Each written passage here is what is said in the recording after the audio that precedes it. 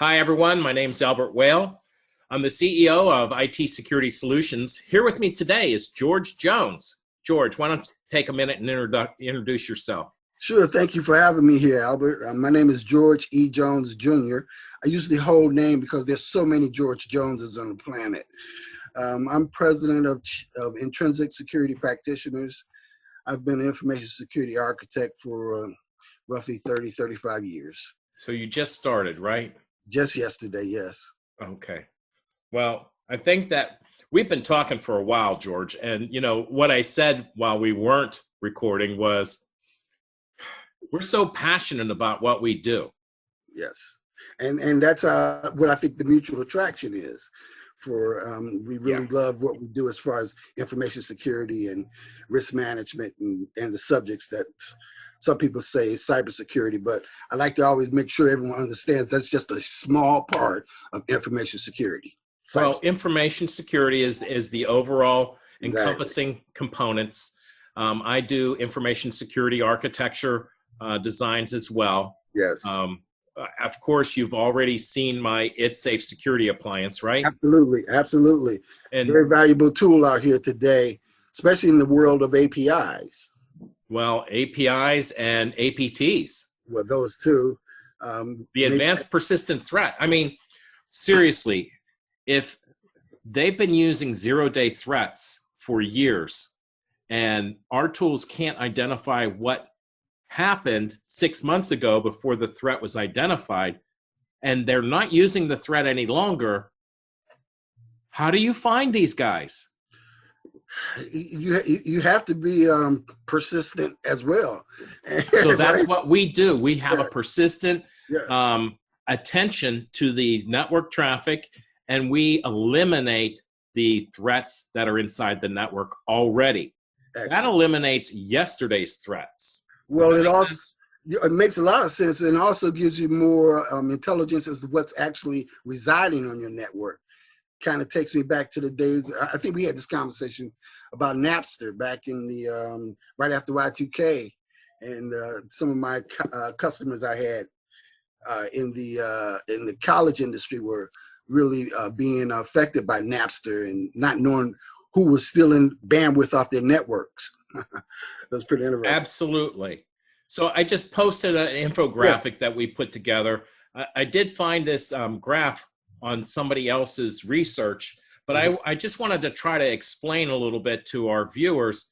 The vulnerability gets introduced by these bad actors, and before we can actually deploy patches, there's that window of exposure, that time when it's not identified, plus when it is identified, that we call a zero-day attack.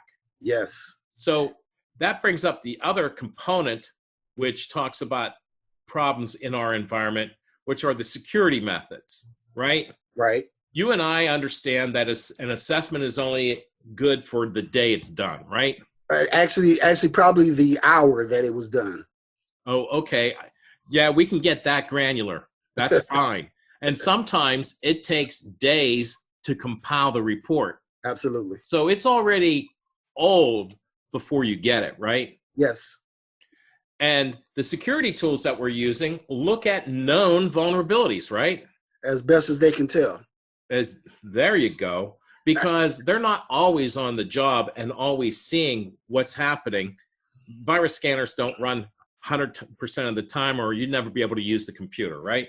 Yeah, but the other part of that too is that there has to be the human part on the other side of the tool. Well, that too, because if they find something, then how do they fix it? And how do you let me know? How do you let me know? So they're more of a detective tool than a protective tool. And also not preventative. And also not preventative, which is why we built a tool that looked at what happened yesterday, last month, or last year with the zero-day threat that you didn't see and still can't see. Because once they're inside, do you think that they're going to use the same threat that they got in with? Well, no, they're going to pivot. Isn't that what it's called? A pivot? Yeah, they'll pivot to other devices, and they don't have to knock real hard to do that. No. They're not going to trigger any alerts with the virus scanners, but they're already inside. So you need something that looks at finding who's there already, that's what we do. Because in reality, this is what we're seeing. Yeah, there's The consequences. budget for a security or for a breach is like pennies until the breach happens. Exactly. And that's to try to heal the breach and keep the business in business. Yes. But in reality, sometimes they can't. No. Because the cost of the data breach, which I want you to talk about, and how your business does things a little differently, because we're in the network, but you're not necessarily in the network. You're teaching the C-suite, right? Yes, yes, that's true. But everything you're saying is that you're at the truth level, where the truth is costly. Now is before the breach. We really ignored the truth because we feel like we're already protected. We don't need any more assessment or knowledge as to what's going on our network. But after the breach, this is when you make it rain. You become the rainmaker, or actually you might get replaced and that person makes the rainmaker because we have to spend money to fix the problem. Well, somebody wants to fix it then, even if they didn't want to believe that you were telling them it was broken in the first place. Yeah, and in most cases they don't want to believe that because it's an egotistic thing. This is my network. I know it's my castle, my kingdom. I built the moat. I had the alligators in it. I know that my firewall works. Well, I had an image of a castle, and that's a great analogy too, because the castle talks about, hey, what do you do in the environment to protect the data that's already inside, right? Yeah, I have a picture. I'm gonna have to show you mine. I don't use a castle per se, but it is kind of close. It's an island actually, and let's see if I can find that. So here's one that was created the other day by Sophos. I like it because they talked about packets coming in to attack a server. Yes. Sorry, couldn't get the words out fast enough. And how, the wolves will come in sheep's clothing, grab the data, come out with the data, and then go away as sheep again. That's pretty good. That's pretty good. Blow that up a little bit, and that's great. I like that. So the thing, what I try to do is I try to talk to the castle owner, the senior stakeholders, the ones. Yes, thank you. There you go. Yeah, if you have some image, pull it up and we'll share your desktop. Okay, let me get to that. So yeah, we'll go through this image while George pulls out his images that he wants to share. This castle structure is the firewall. The web server is some device and appliance that's inside your network, and the packets come in as a command and control to attack the web server and allow a rootkit to be installed to grab the sensitive data and then bring that data back out onto the internet so that it can be utilized by the wolves in sheep's clothing and take the data wherever they want. Yes. Ready, George? Not yet. No. See, hackers are much faster than that. And that's why when people ask me, why are you in such a rush?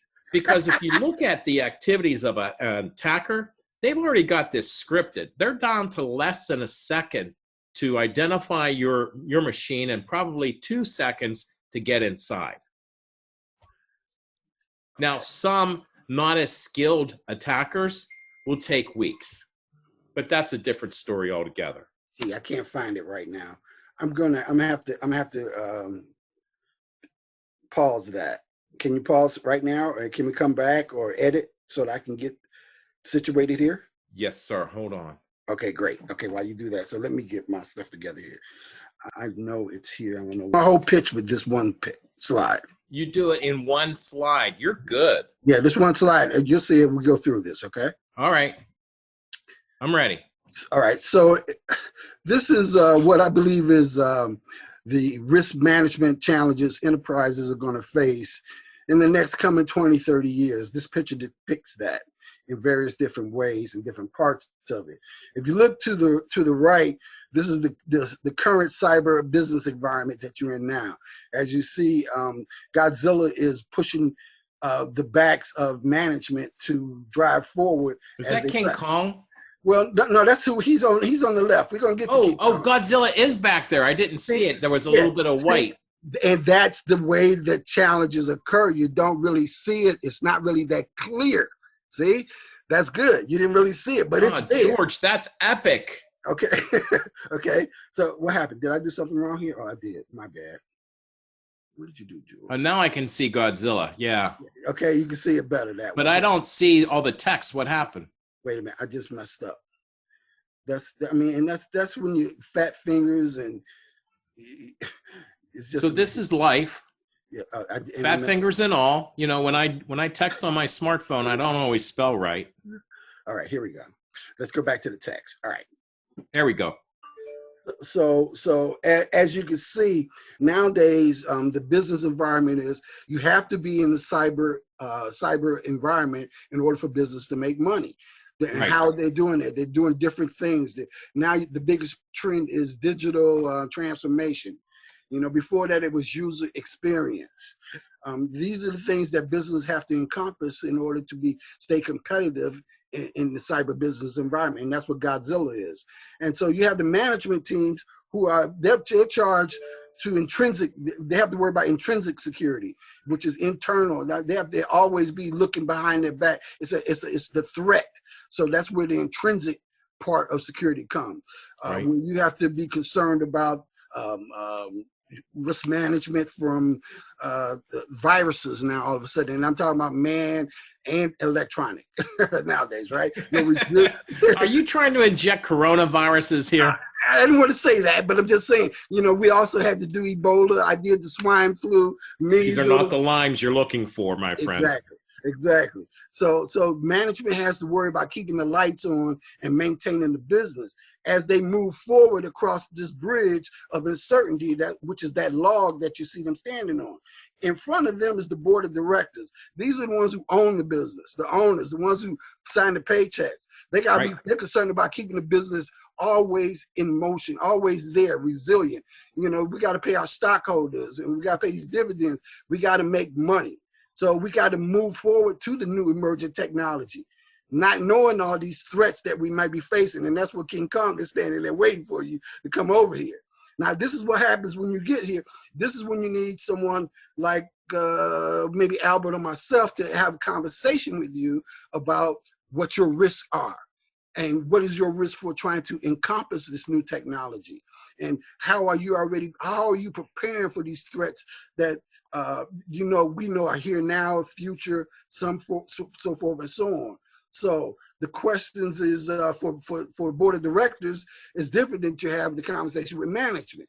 So that's why I like to follow the COVID 2019 now, but it was COVID 5 before that, because I believe you have to have a holistic manner in which your business operates, especially relative to information security. Well, I agree. You definitely need a holistic manner, but you need to have a persistent view of what's inside your network so that you can achieve your COBIT standards, because the two have to go hand in hand, right? You have to have a plan for the organization to move forward, but you have to have security in order to achieve those planned milestones as well as the profitability. Absolutely. And, so nothing happens without security.